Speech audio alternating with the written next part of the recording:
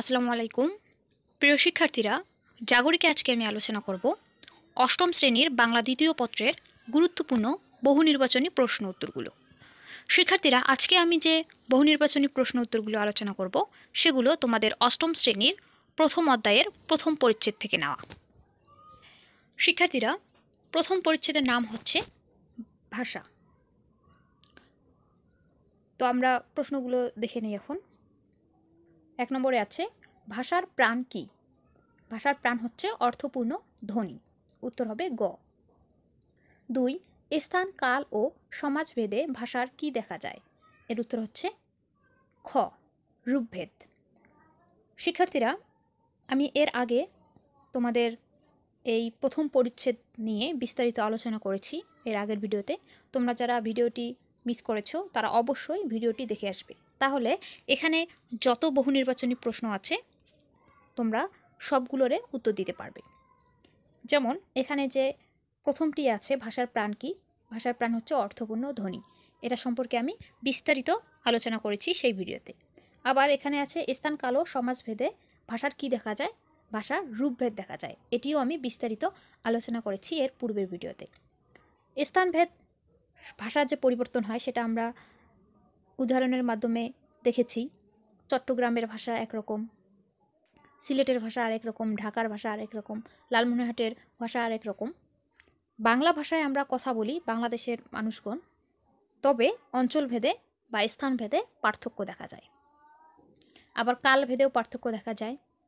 আজ থেকে 1000 বছর আগে এই অঞ্চলের মানুষ বাংলা ভাষায় যেভাবে কথা বলতো, আজ এত বছর পর এই অঞ্চলের মানুষ হয়ে আমরা বাংলা ভাষায় ঠিক সেভাবে কথা বলি না। হুবাহু এক হয় না আমাদের কথা। এগুলোই হচ্ছে রূপভেদ, পার্থক্য। এগুলো আমি বিস্তারিত আলোচনা করেছি। 3, মানুষের বাকযন্ত্রের সাহায্যে কি সৃষ্টি হয়? উত্তর হবে ধ্বনি। মানুষের বাকযন্ত্রের সাহায্যে ধ্বনি সৃষ্টি হয়। 4, বাকযন্ত্রের সহযোগী নয় কোনটি? বাকযন্ত্রের সহযোগী নয় খ, কর্ণ। তাছাড়া দন্ত, ওষ্ঠ, জিহ্বা সবগুলোই বাকযন্ত্রের সহযোগী, বা এগুলো হচ্ছে বাকযন্ত্র। 5, প্রকৃত ভাষা সৃষ্টি হতে হলে কিসের ধারাবাহিকতা থাকতে হয়? এর উত্তর হবে ঘ, অর্থের। অর্থের ধারাবাহিকতা না থাকলে সেটি ভাষা হবে না।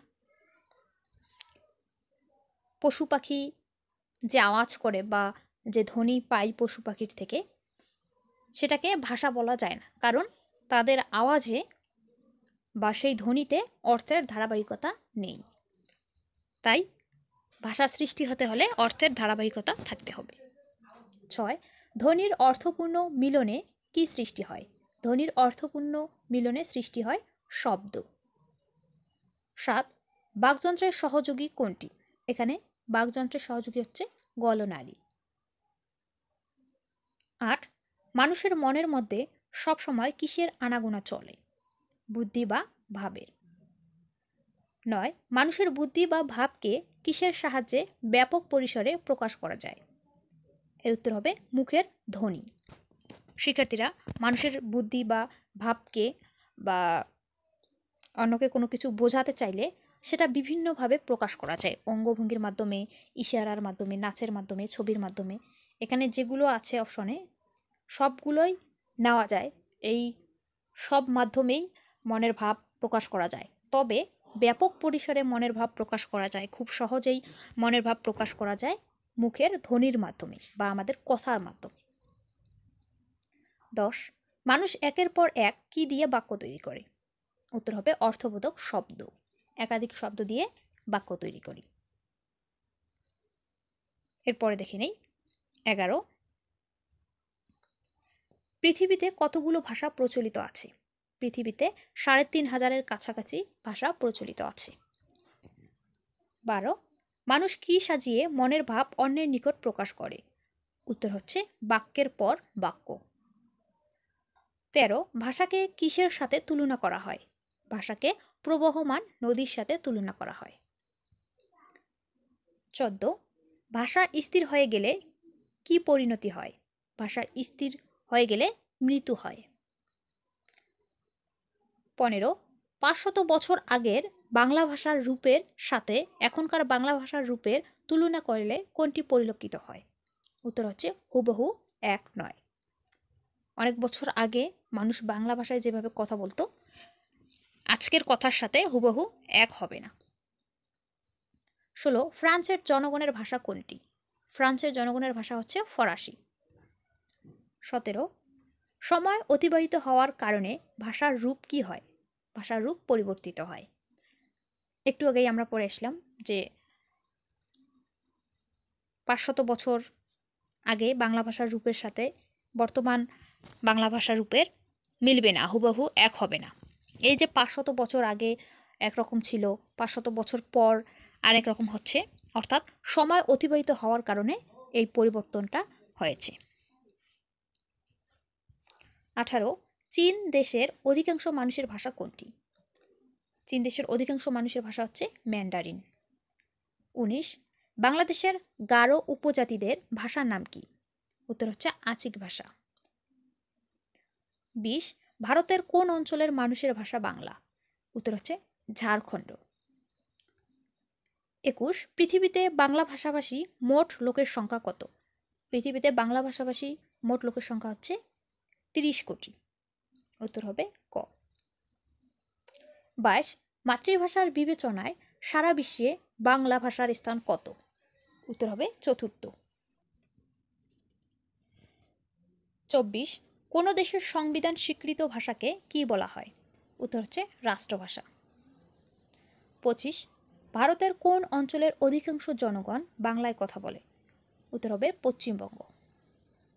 26 কানাড়ি কোন দেশের ভাষা? কানাড়ি হচ্ছে ভারতের ভাষা। পাকিস্তানের ভাষা কোনটি? এখানে পাকিস্তানের ভাষা হচ্ছে সিন্ধি। উত্তর হবে ক। 28 রাষ্ট্রভাষা বাংলা বাংলাদেশের সংবিধানের কত নম্বর অনুচ্ছেদে লিপিবদ্ধ আছে? উত্তর হবে ঘ, প্রথম ভাগের 3য় অনুচ্ছেদে।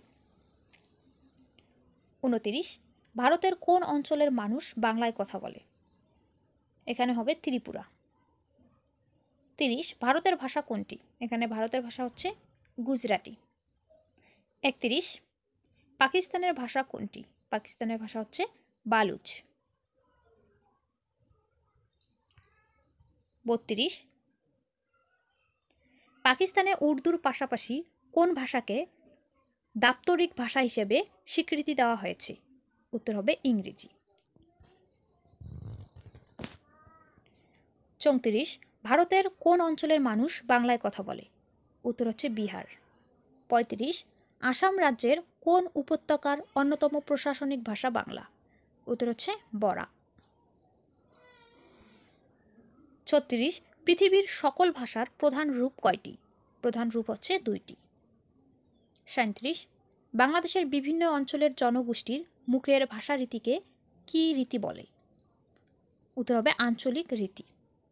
অঞ্চলভেদে যে মুখের ভাষাটা আছে বিভিন্ন অঞ্চলে বিভিন্ন রকম, সেটাকে আঞ্চলিক রীতি বলা হয়, অর্থাৎ উপভাষার কথা বলা হয়েছে এখানে।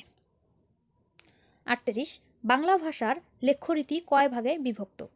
উত্তর হবে 2 ভাগে। লেখ্যরীতি 2 ভাগে বিভক্ত, একটা হচ্ছে সাধু আর একটা হচ্ছে চলিত। 39 বাংলা ভাষার মৌখিক রীতি কয় ভাগে বিভক্ত? উত্তর হবে 2 ভাগে, একটা হচ্ছে আঞ্চলিক আর একটা হচ্ছে প্রমিত। 40 সাধু ভাষার পদবিন্যাস রীতি কেমন? সাধু ভাষার পদবিন্যাস রীতি হচ্ছে সুনির্দিষ্ট, এটার কোনো পরিবর্তন হবে না। 41 সর্বজনবোধ্য মুখের ও লেখার ভাষা কোনটি? উত্তর হচ্ছে খ, চলিত ভাষা। 42 সাধু রীতিতে কোন কোন পদের পূর্ণরূপ দেখা যায়? সাধু রীতিতে পূর্ণরূপ দেখা যায় সর্বনাম, ক্রিয়া ও অব্যয়, অর্থাৎ ঘ নম্বর। 43 ভাষার সর্বজন গ্রাহ্য ও সমকালের সর্বোচ্চ মার্জিত রূপকে কি রীতি বলে? উত্তর হবে প্রমিত রীতি। 44 বক্তৃতা ও ভাষণের উপযোগী নয় কোন রীতি? উত্তর হচ্ছে সাধু রীতি। সাধু ভাষায় আমরা ভাষণ বা বক্তব্য দিতে পারব না। 45 সাধু রীতি কেমন? সাধু রীতি হচ্ছে গম্ভীর। 46 সবসময় ব্যাকরণের নিয়ম মেনে চলে কোন রীতি? উত্তর হবে সাধুরীতি। 47, সাধু ভাষায় কোন প্রকারের শব্দের বহুল ব্যবহার দেখা যায়? উত্তর হচ্ছে তৎসম, বা এটাকে বলতে পারি সংস্কৃত। 48, সাধু ভাষায় কোন পদের রূপ প্রাচীন রীতি অনুসারে হয়? এটা হবে ক্রিয়াপদ। সাধু ভাষায় ক্রিয়াপদের রূপ প্রাচীন রীতি অনুসারে হয়। 49, সাধু রীতির নচেত শব্দটি চলিত রীতিতে কি রূপ হয়? উত্তর হচ্ছে নইলে। চলিত রীতিতে হবে নইলে, সাধু রীতিতে হবে নচেত। 50, সাধু রীতির পার হইয়া চলিত রীতিতে কি হয়? পার হইয়া এর চলিত ভাষা হচ্ছে পেরিয়ে। শিক্ষার্থীরা, ভিডিও অনেক লম্বা হচ্ছে, তাই আজকের ভিডিও আমি এখানেই শেষ করছি। এ পরিচ্ছেদের বাকি গুরুত্বপূর্ণ বহু নির্বাচনী প্রশ্ন উত্তরগুলো আমি পরবর্তী ভিডিওতে আলোচনা করব।